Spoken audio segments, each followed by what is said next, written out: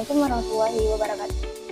Oke, selamat datang di podcast kami yang santai ini dengan aku, Naila Walimedina, dan di samping aku, narasumber kita dengan Kak Miriana SE.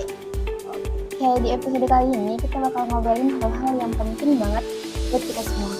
Tapi kita tetap asyik, enjoy, dan santai ya. Jadi sebelum kita lanjut nonton ini, siapin minuman favorit kalian untuk duduk santai bersama kami.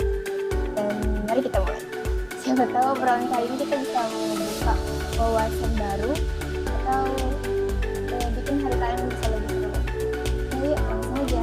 Kita boleh kenalan dulu, Kak. Oke, ya. Perkenalkan, halo. Perkenalkan, nama saya Miriana. Jadi untuk sekarang ini sebenarnya diundang untuk jadi podcaster ya, enggak sih. Jadi narasumber. Nah, kebetulan sekarang saya bergerak di bidang pariwisata ya. Pariwisata sebagai leader tim manajemen Tour and Travel. Okay. Halo Naila. Halo, Kak. Terima kasih ya, Kak, udah mau datang. Oke, sama-sama. Oke, di sini kita akan membahas podcast tentang ekonomi makro yang berpengaruh dalam kehidupan sehari-hari. Tapi di dunia pariwisatanya kakak ini yang berpengaruh lah. Terus soal yang pertama kita tanya dulu, apa dampak kebijakan fiskal seperti pengurangan pajak atau pemberian subsidi terhadap pertumbuhan sektor pariwisata di suatu negara? Oke. Pertama kakak mau perkenalin dulu untuk dunia pariwisata ya. Jadi ini kita akan membahas tentang industri makro. Nah, industri makro itu kan berpengaruh kepada masyarakat dan apa sih pengaruhnya terhadap negara, suatu wilayah ataupun masyarakat. Jadi untuk di bidang pariwisata sendiri ini karena kebetulan kakak di bidang pariwisata nih ya. Jadi kita membahas industri makronya di bidang pariwisata. Pertama, untuk pendapatan GDP-nya sendiri, yaitu pendapatan untuk produk terhadap pemerintah sendiri, itu salah satu penyumbang pendapatan terhadap GDP itu di setiap tahunnya, itu di bidang industri pariwisata. Nah, kayak Wisman wisata mancanegara yang datang ke Indonesia untuk berwisata, itulah pendapatan-pendapatan tersebut berpengaruh kepada, ya pastinya kepada pajak, kepada apa tadi kebijakan fiskal pemerintah itu sangat berpengaruh. Nah, pengaruhnya tuh di mana sih untuk kan tadi pengaruhnya pariwisata terhadap suatu negara ya. Nah, yang pertama pajak. Nggak usah jauh-jauh deh. Ketika wisatawan datang, terus dia beli produk yang ada di Indonesia, entah itu produk branded atau produk lokal, itu kan berpengaruh kepada pajak yang akan disetor kepada negara. Pemasukan dong. Nah, itu dari segi produk. Nah, jadi tidak hanya produk, tapi juga kayak transportasi, hotel juga ada taxnya. Nah, makanan, restoran, nah pastikan orang-orang itu datang nggak cuman wisata aja nih, tapi juga ada menginapnya, ada untuk kayak mobilitas transportasi ke sana sini, dan itu sangat mempengaruhi terhadap pendapatan, baik itu secara makro pajak untuk negara, baik dan juga mikro UMKM yang ada di suatu wilayah tersebut. Nah, contohnya kayak Batam sendiri ya. Nah, jangan salah, Batam walaupun setengah kota industri, ya sekarang kan setengah kota wisata ya. Nah, itu tuh sangat-sangat berpengaruh ya wisatawan yang datang terutama dari Singapura ataupun Malaysia. Itu tuh berpengaruh banyak ya, sedikit enggaknya berpengaruh terhadap pendapatan daerah kita. Jadi pendapatan daerah dari mancanegara, wisatawan yang datang itu sangat mempengaruhi pendapatan kas daerah kita. Ya, dari pajak, dari segi pemasukan, ya kalau pemerintah pastinya pajak ya. Dan kalau untuk UMKM pasti pemasukan dari pembelian atau konsumen dari wisata itu sendiri. Jadi sangat berpengaruh ya, Kak? Sangat-sangat berpengaruh terhadap pemasukan suatu daerah ataupun negara pastinya. Oke, Kak, sejauh mana sih industri pariwisata berpengaruh pada ekonomi makro? Oke, ekonomi makro ya, pengaruhnya besar ya. Nah, jadi gini, kita bicara ekonomi makro itu industri pariwisata seperti tadi yang selain pendapatan daerah, pendapatan negara melalui pajak dan lainnya. Jadi itu juga mempengaruhi terhadap secara makronya kebijakan tadi itu mempengaruhi juga terhadap peningkatan ekonomi masyarakat gitu. Jadi contohnya gini, di suatu daerah kayak Batam lah ya. Nah, di Batam ini punya potensi kita di industri. Oke, otomatis pemerintah itu menggalakkan industri ekonomi makro industrinya. Nah, dengan supporting, dengan dukungan. Nah, kalau di dunia pariwisata dilihat nih, oh di Batam ini punya potensi untuk meningkatkan industri pariwisatanya. Secara infrastruktur itu diperbaikin. Lihat kan jalan-jalan Batam sekarang, itu besar-besar ya, pokoknya 3 jalan bisa dijadikan satu arah gitu kan. Nah, itu tuh salah satu support dari pemerintah yang tadi pemasukan pajak dari industri pariwisata tadi. Nah, dari wisatawan itu bangunlah infrastruktur. Nah, pengaruhnya apa nih? Ya wisatawan yang datang jadi nyaman, jalan-jalan nggak macet, kan gitu kan. Nah, yang kedua apa? Apa sih suatu daerah misalnya pantai kita nih dilestarikan, pemerintah menggalakkan untuk melestarikan pantai, untuk dilestarikan supaya bagus gitu kan. Jadi pas wisatawan datang, oh kita ajak ke pantai itu, jadinya kan mereka tertarik gitu. Nah, lihat aja sekarang pantai-pantai di Barelang ya, itu tuh banyak banget pantai-pantai yang udah dilestarikan lah gitu. Nah, ya, dan bagus-bagus ya, ada pantai Pasir Putih apalagi gitu kan. Nah, selain pantai ada juga yang lain. Jadi itu sangat berpengaruh terhadap ekonomi makro yang ada di Batam, terutama ya bukan Batam aja, di daerah lainnya juga, tapi contohnya kayak kita deh orang Batam sendiri kayak gitu ya. Oke Kak, pertanyaan selanjutnya nih, apa hubungan antara tingkat pengangguran dan permintaan terhadap pelayanan pariwisata? Oke Kak, ini pertanyaan selanjutnya ya. Sektor pariwisata seringkali dipengaruhi oleh kondisi global nih. Nah, apakah sektor ini dapat menjadi salah satu solusi untuk mengatasi pengangguran yang meningkat di tahun 2025 ini? Oke, baik. Sebenarnya bukan cuma sektor pariwisata ya, kalau kita bicara tentang ekonomi makro atau industri makro ya. Semua industri yang namanya makro pasti mempengaruhi mempengaruhi namanya lapangan kerja lah gitu kan. Nah, bukan cuma pariwisata, tapi ya kita contohkanlah sektor industri pariwisata yang secara globalnya sekarang apakah bakal menjadi solusi? Ya salah satu itu bisa jadi karena gini, semakin meningkatnya sektor wisata di dalam suatu wilayah, otomatis kan akan membuka lapangan pekerjaan lebih luas. Ya udah kita nggak usah jauh-jauh tentang wisata tempatnya dulu. Kita bicara tentang hotel deh, ya kan? Kalau seandainya suatu wilayah makin banyak wisatawan ke situ, otomatis kan ya bakal banyak berdiri hotel, bakal banyak transportasi yang dibutuhkan untuk menjemput atau mobilitas akomodasi wisatawan itu kan. Otomatis ketika membuka suatu hotel gitu, itu akan membuka lapangan pekerjaan bagi orang sekitarnya, wilayah sekitarnya.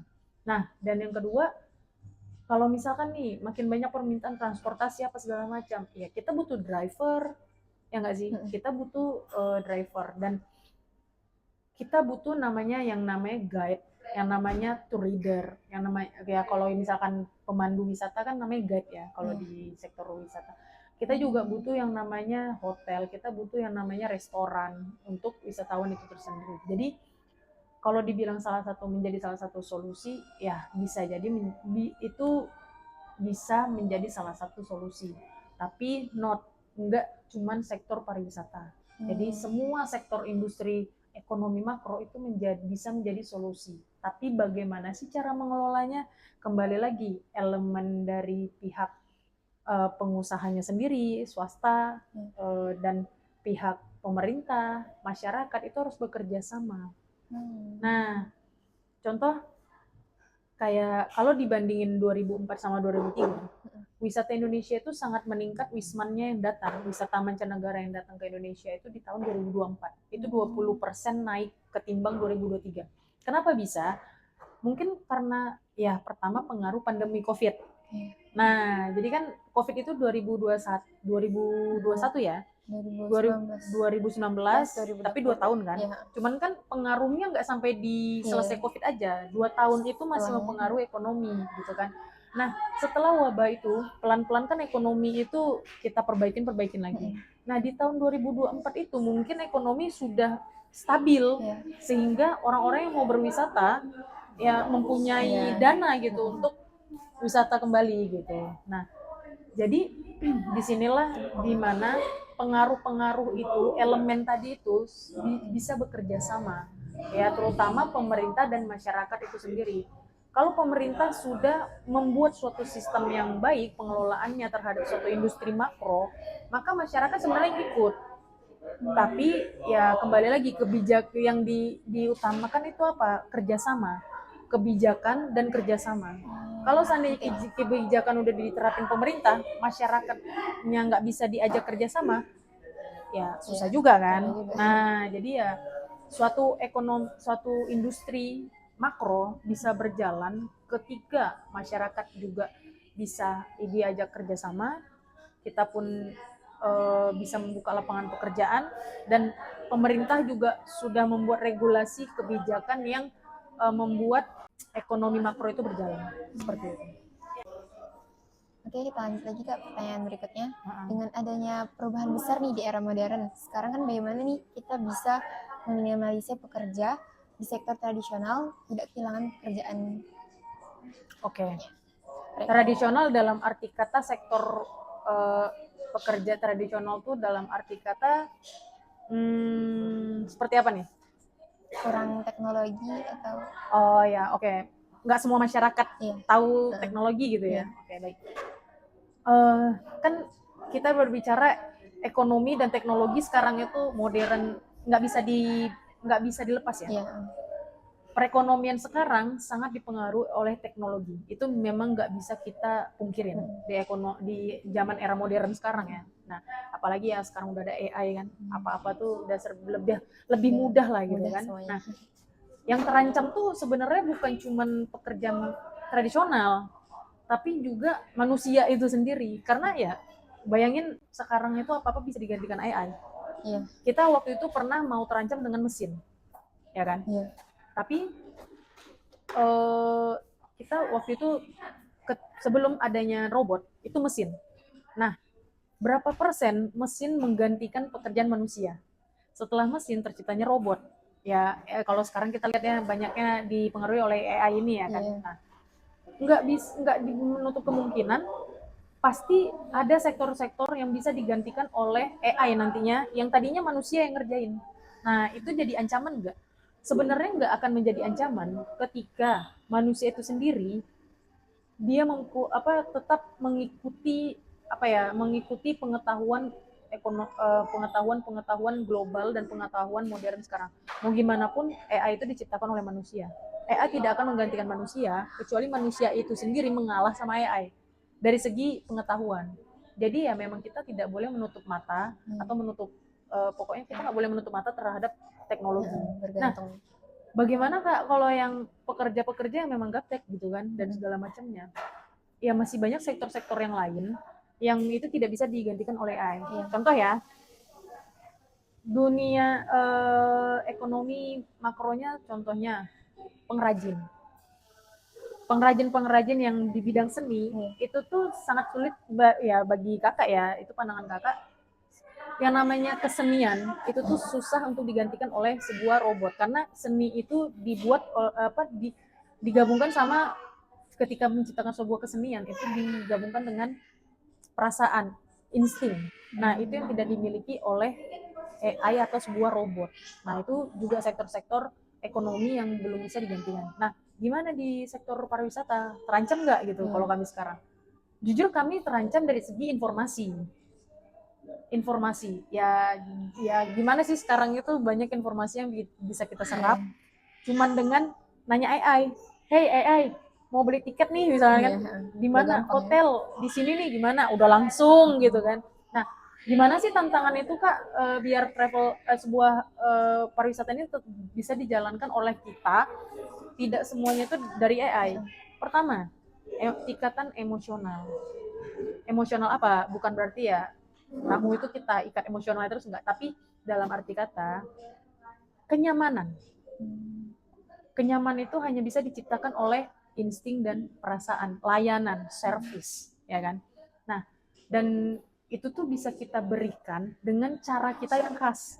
Ya kalau misalkan robot atau AI namanya mesin ya gitu-gitu aja kan, terkesan kaku dan segala macamnya.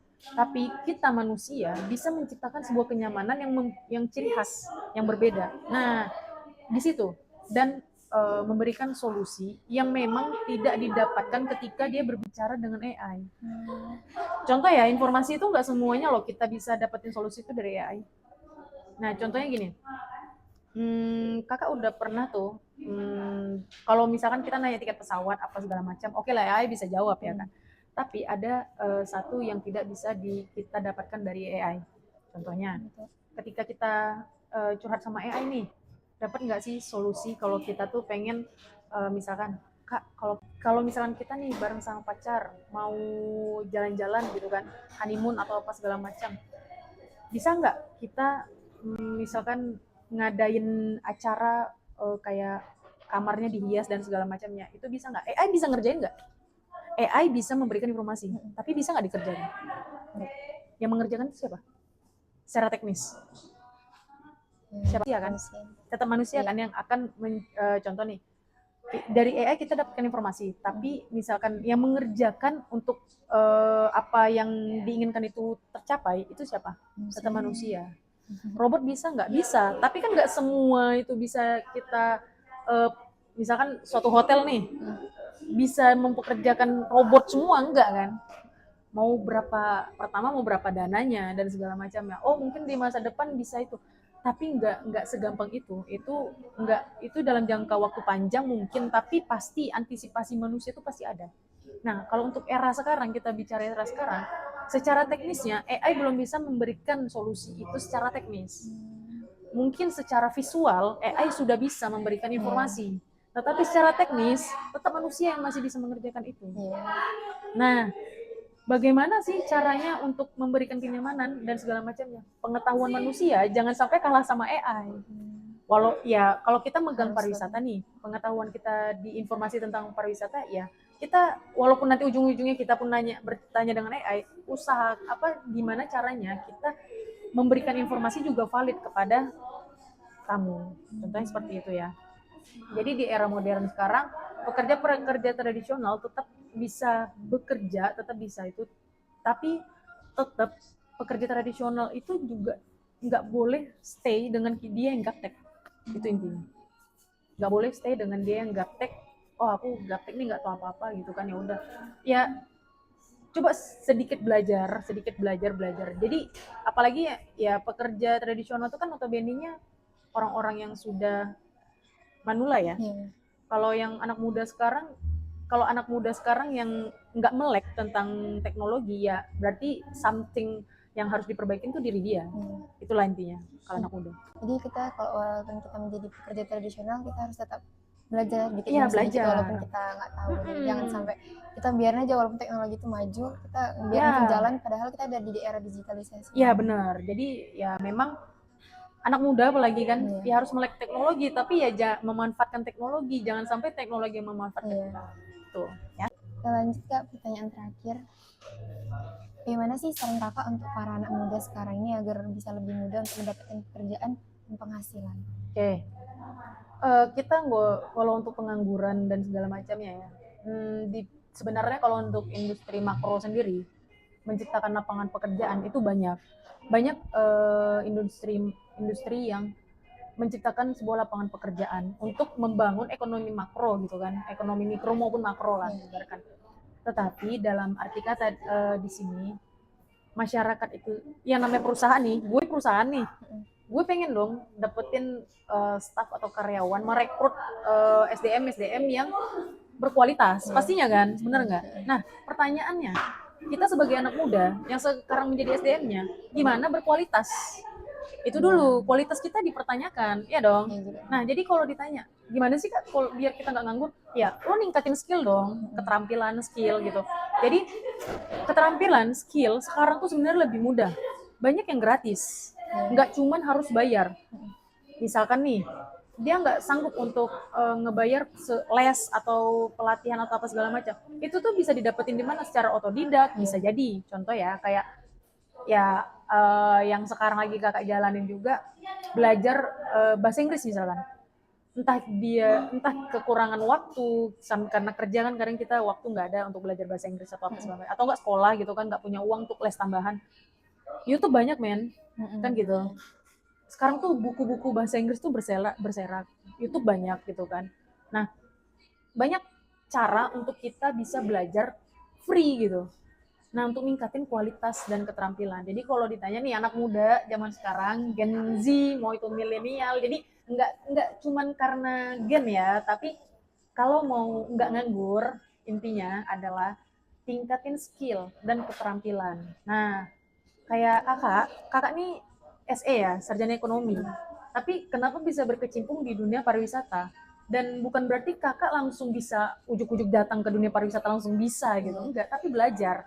Dan dengan kita belajar dan kita excited, kita mau, ya pasti bisa lah. Kalau kakak yakin, kalau kita manusia normal ya, mempunyai mental dan pikiran yang normal, kalau kita punya keinginan untuk belajar, pasti bisa. Orang nggak bisa karena mungkin keinginan untuk belajarnya kurang. Seperti itu intinya. Jadi ya, kalau nggak mau nganggur, perbanyak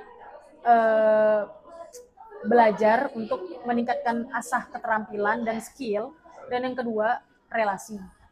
Kalau kita nggak punya privilege, perintis bukan pewaris, banyakin relasi dan asah skill sebagus mungkin.